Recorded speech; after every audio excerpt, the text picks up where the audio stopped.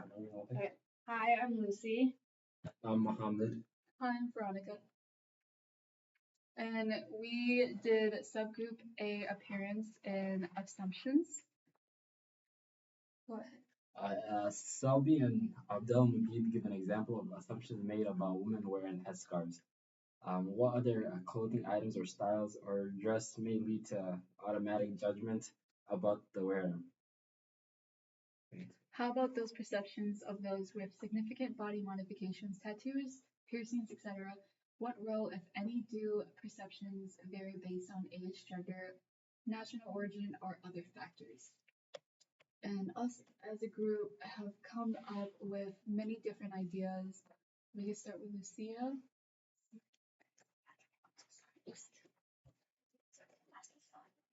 I think one big thing that we talked about was how headscarves on females and men are perceived very, very wrong in America.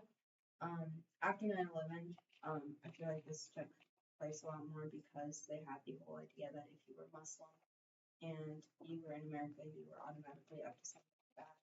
So they're kind of seen as violent or criminal just because of their like culture and how they choose to be modest in their headscarf. And that's not the actual case. They're just doing it because that's what they feel comfortable in. But they don't. They probably feel unsafe because of all of the stereotypes that have been made of them. Another example that we gave is like tattoos and piercings are not socially accepted in many different cultures.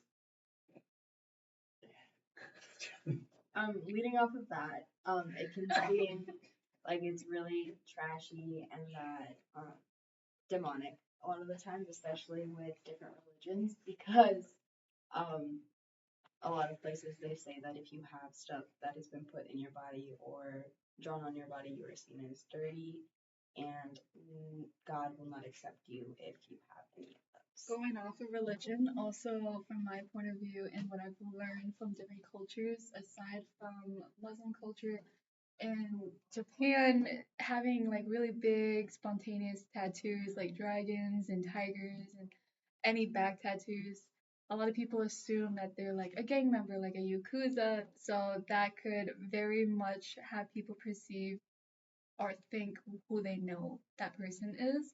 I have talked to Mohammed here about a couple things as well. When there were very big, when there was the terrorism era, and everybody was just attacking Muslims, either refugees or not, they were just absolutely just dogging them. And so I asked him exactly what kind of the long tunics that they used to have, and Mohammed, you said that they were called what?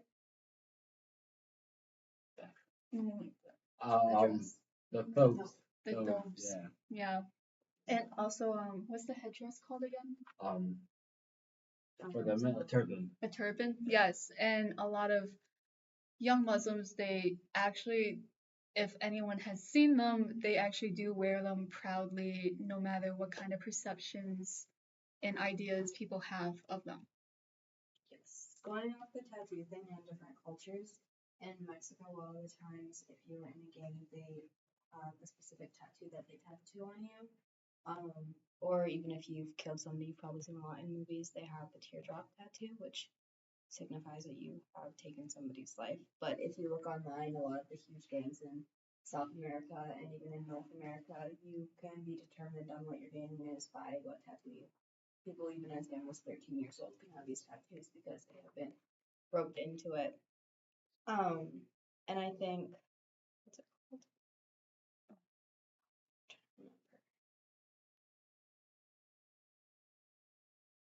Yeah. I think a big part of what many people believe this type of stereotypes is the environment they grew up in and like how the people around them um Yeah, a lot of judgment and a lot of what's it called? A lot of stereotypes come from just your culture and what you've grown up around and what your family members have instilled in you, like your parents telling you from a very young age what's good and what's bad. And and even like your religion telling you what's good and what's bad. You just it's not your fault. You just automatically go to that because your family has instilled it in you from the day you were born. Also, besides religion, it's also culture. If you really think about it, a lot of Amish people, they have really strong values in their own culture and community. Um, they will most likely not dress like the people we are. Obviously, we are not of Amish descent or of their culture, but we can embrace it, but we don't have the same values and the same clothing ideas and the same lifestyle as Amish people, or they see people like us as someone they don't want to really reciprocate with, not really want to deal with. They have really strong values. So, depending on how someone perceives themselves or wear themselves in either their own skin or clothing, can really much be about the kind of community that they have been around throughout their whole life as well. Another thing besides Amish people, there is today's society where what clothing could be seen as sexualization, as in booty shorts or any tank tops or sports bras and biker shorts, they have become a little bit more normalized than what could have been 10 years ago. As in, if somebody was to wear like biker shorts and a tank top 10 years ago, they would probably be seen as either like something drastic, like a prostitute or really slutty, or she doesn't care about herself, she doesn't respect herself, and she's probably easy to get. Well, nowadays it's more open, but there is still a lot of perceptions and judgments that do come along with it. It's just not as harsh as it would be, say, 10 years ago. Going off of that, I think age has a really big factor because people who are young like us, between 18 to like 25, I think now people are a lot more open to exploring new types of clothing, new types of tattoos, new types of piercings. Where if you talk to people who are probably middle aged or older, they're not open for it and they will judge you off of that. Um, um, I think culture. You want a break? We could take a break. Yeah. We could take a break. Okay, for subgroup B, we did the violating nonverbal norms and conventions. Using the nonverbal expectancy violation model, see link below above, describe some cultural or intercultural violations you have experienced or witnessed as the one who violated others' expectations or as the one whose expectations were violated. Question 1, does the violation bring arousal? Um, I believe that violation does bring arousal, depending on the environment that you grew up in.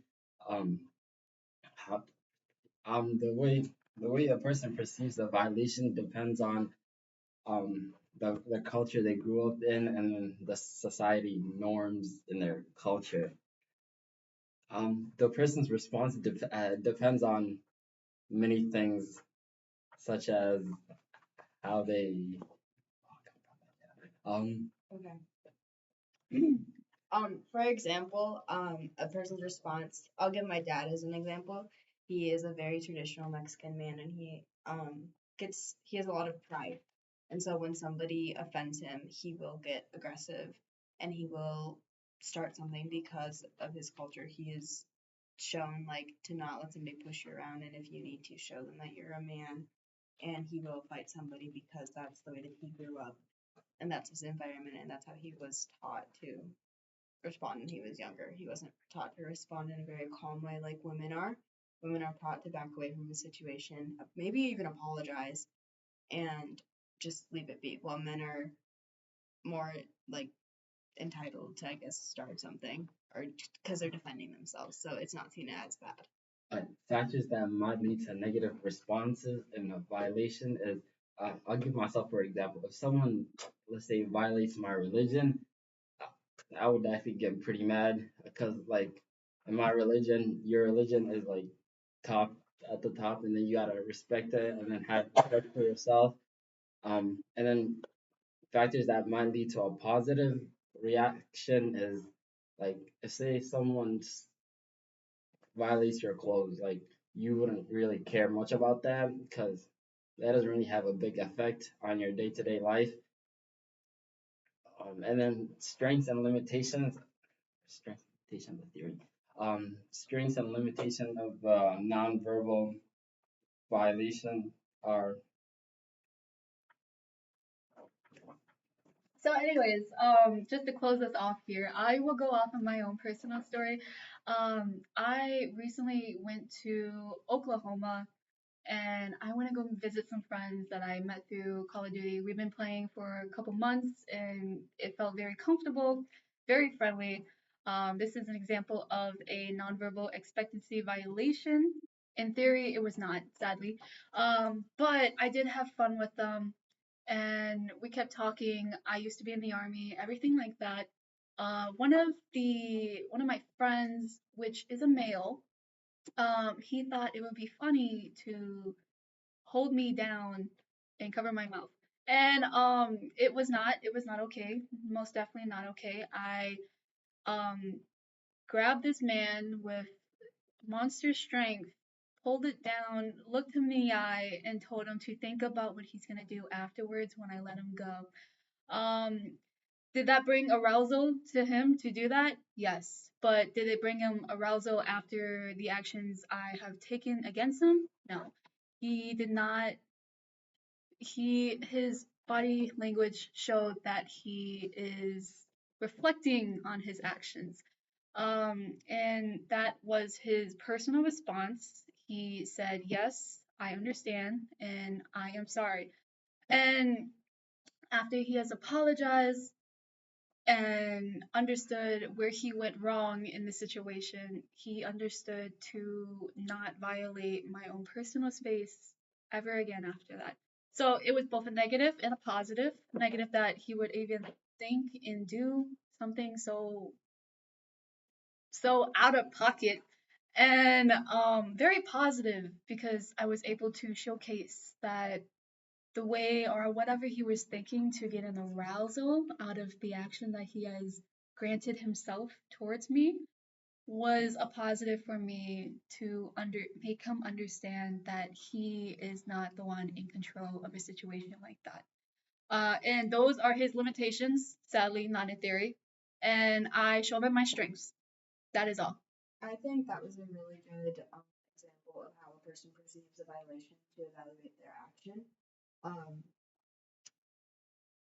Veronica was clearly very upset and she saw the situation that she was in, so she changed her tone, her body language, and emotions so that she could take control over her situation and be safe about it.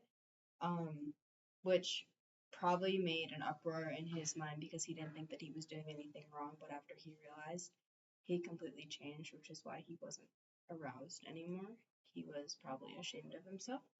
But I think that that was a really, really good example of how body language and tone really changes an entire situation.